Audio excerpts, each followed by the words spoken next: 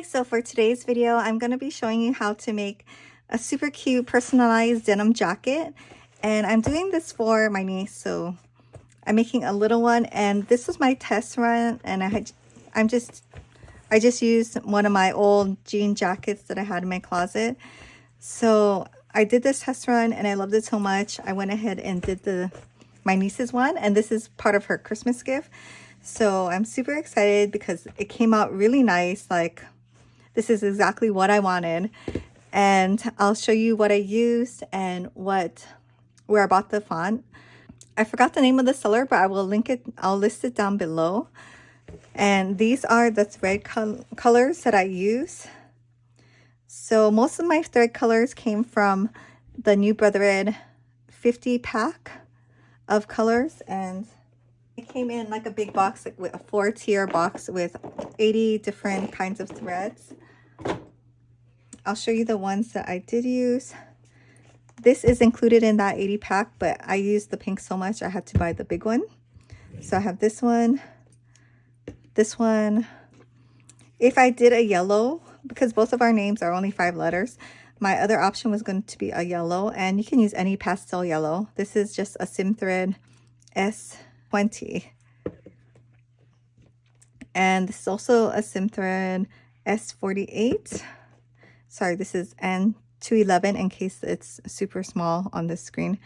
And 220 or 212. And then this is N240 and a N216. So pretty much any pastel colors. I did look on Stony Clover Lane on their Instagram just to get some inspiration on what kind of colors they use. And they use kind of like any colors, like not just pastels. So go ahead and do whatever. It'll still have that look. And for the gold, which is like the most important one, I'm using a New Embroidery M001. And this is a metallic thread. So if you just look up gold, you're going to get something like this. You have to look up New Embroidery Gold Metallic. And it's this really nice, shiny gold thread. Just a note though, you do have to use a top stitching needle when using metallic thread. I totally forgot why. I mean, just because it's more delicate. And for metallic threads, you do need to keep it like in the thread guard, because once you start using it, it just wants to like all unwind. So to keep it kind of together, just use a thread guard and pull the thread up from the top. So I always use this 3-spool thread holder in the back of my machine, and it is the best thing because when I use the thread holder on the machine, sometimes it gets stuck and tangled, and I've broken a lot of needles that way. When you use the thread holder, it pulls it up from the top and then to your machine, so it just is more reliable to me. So other than that, I will show you what I did on the computer, and it was super simple to make this. All I did was buy the font and download it into my Embroidery software. Because it's a BX font that I bought, I think you can just use Embroidery Express, which is their free version, and you just type it out and you can go ahead and save it as a PS file, load it to your thumb drive, or send it to your machine wirelessly, and then you're good to go. So this is the BX font that I bought on Etsy, and it's from Rivermill Embroidery, and it has the one with the fill stitch.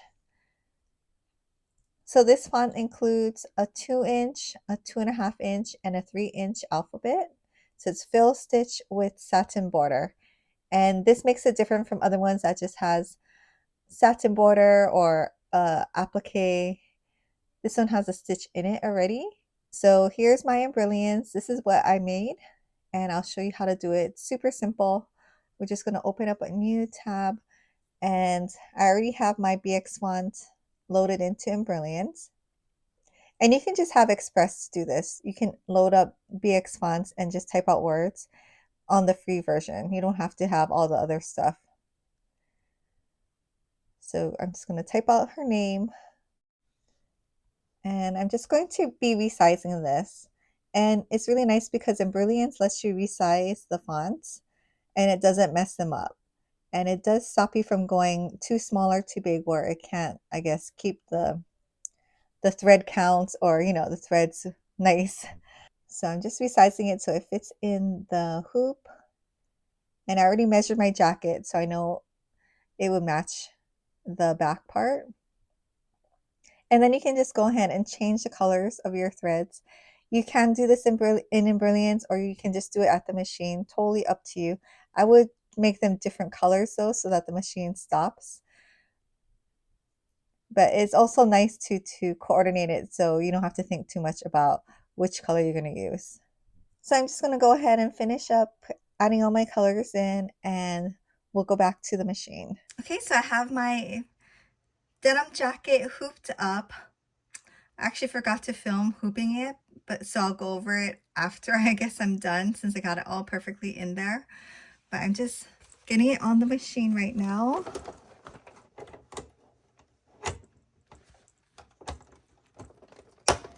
This is my brother SE 2000 machine, and it's a combo embroidery sewing machine. I'm gonna do the T first. So on the screen, and the way that it came out when I did it on the software, it's gonna do the letter color and then the gold, letter color, gold, and so on. So I'm gonna have to keep changing the thread, which I guess is fine. Ideally, when I get more experience, I kind of want to do like all the colors and then just do the gold on the outside. I don't know how to do that yet, so we'll just do it this way. I'm gonna go ahead and start the pink. And as usual, I'm using my 3-spool thread holder in the back. And I love that thing. So I have like my gold, that purple, and the pink one right now. I do have a top stitching needle on my machine because the metallic threads need a top stitch needle. And you know, it doesn't hurt to use it for the other threads either. So yeah, I'm just gonna go ahead and let this stitch out, and I'll show you the gold after, once this letter's done.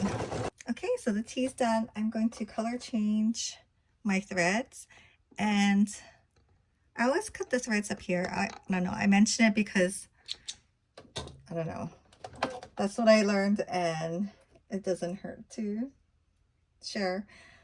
Now I'm gonna grab the gold thread from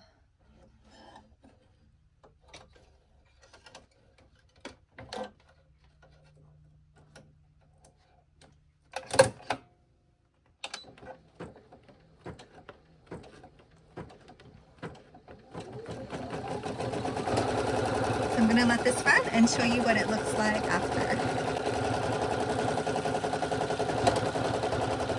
And when I first stitched this out, I was so excited because the gold really like shines, and it really has that Stony Clover Lane look. But this is like way easier. Okay, so this is what it looks like stitched out. So shiny. And now I'm gonna color change to the orange. So I'm just gonna stitch the rest of the lettering out, and I'll come back and show you what it looks like at the end. Okay, I just took this out of the machine, and it turned out so cute and perfect. I love how sparkly the gold thread is. But this jacket is from Target, and it's 4T, and it was $21.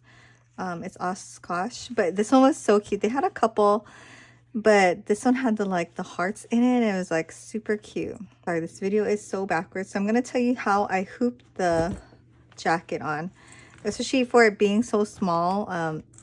I wouldn't say it was hard, but I don't know, going any smaller than this would be a little bit difficult, I think. I don't know if this is 100% necessary, but I use this iron-on mesh stabilizer, and it totally feels like interfacing to me. But I use this because this denim jacket is a little bit stretchy. It has some like spandex in it, or lycra. I cut out a piece, I ironed it on with my Cricut Easy press because it's like super small and the right size. Might be hard to get like a regular iron like in there in this little section. And then I also used a medium weight tearaway stabilizer. So after I unhoop my projects, I kind of just trim it up. There's not a whole lot, but just whatever's there.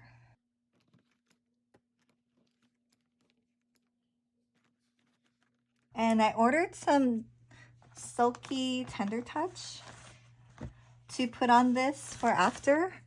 I didn't know if it needed it, but I just went ahead and ordered it. So I'm gonna just tear away the tearaway.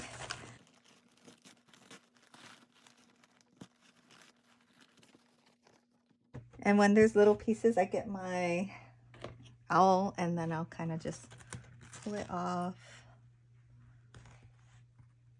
I don't really want to get the mesh off because I think that's gonna help it, I don't know, stay stable. And then I'm just going to, for the excess of the mesh, I'm just going to pull it off. It is ironed on, but not super strongly. So I'm gonna get my regular scissors and carefully cut around it.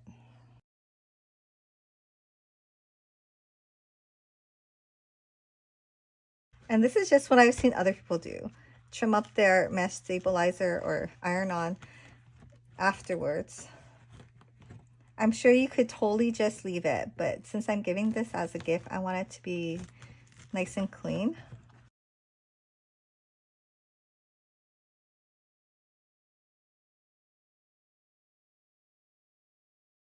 And when you're cutting things, always have the actual thing that you're embroidering facing you and then lift up the stabilizer. I think that's the best way to prevent cutting through like whatever you're making and then having to start all over.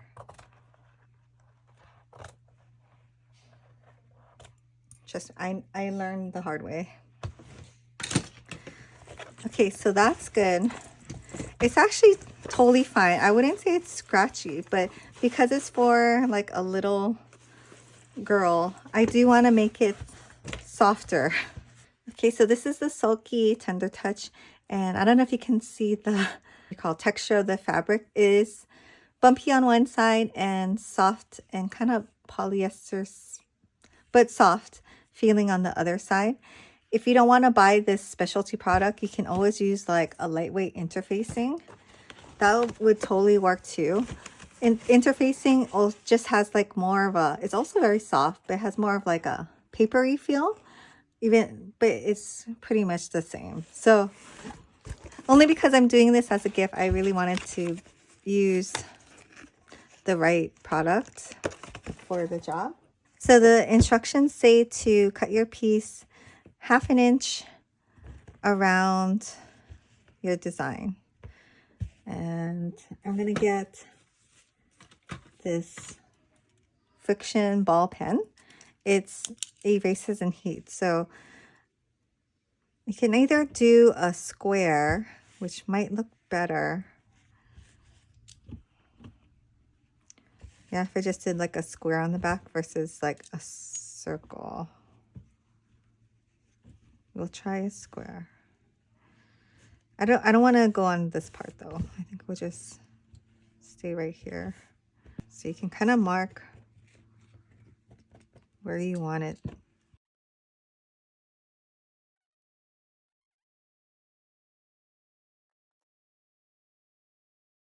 And you want to try to cut it neatly because it's going to, you know, not show, but show in the back side.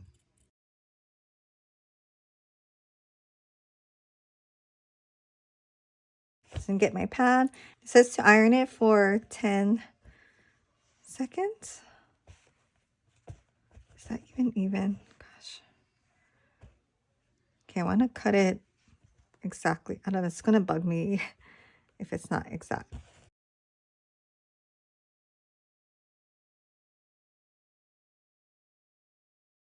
That's better. Okay, let me just double check the instructions. So it says use the iron at the wool setting. Press for 10 to 15 seconds until fused. Okay. I think for this one, I'll use the Teflon sheet so it doesn't get, I don't know, stuck.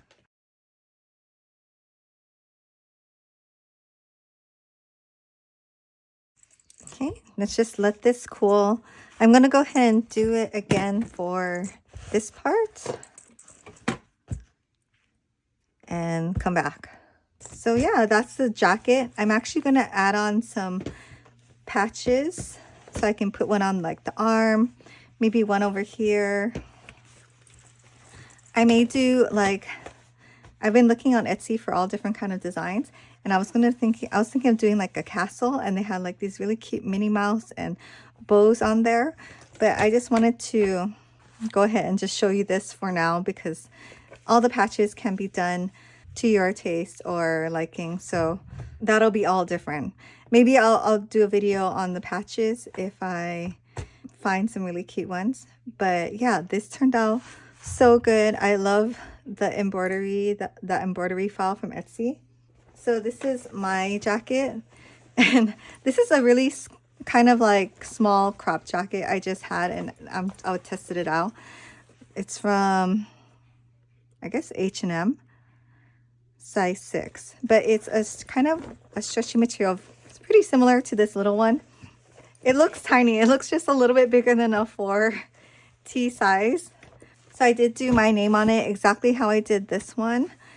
Actually, the letters are kind of closer together, but yeah, I think if I had to do it again, I would have the letters a little bit more spaced out, but this is about the size of the hoop anyways.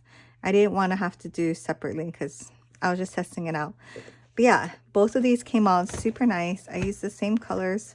I know there's other ways you can do it with microfiber cloths to make it more like that Stony Clover Lane type of patches, letter patching. But then this is really nice too, and it's not iron on. It's like embroidered on there. So it's, but yeah, I hope you guys like this quick video, and I will see you in the next one.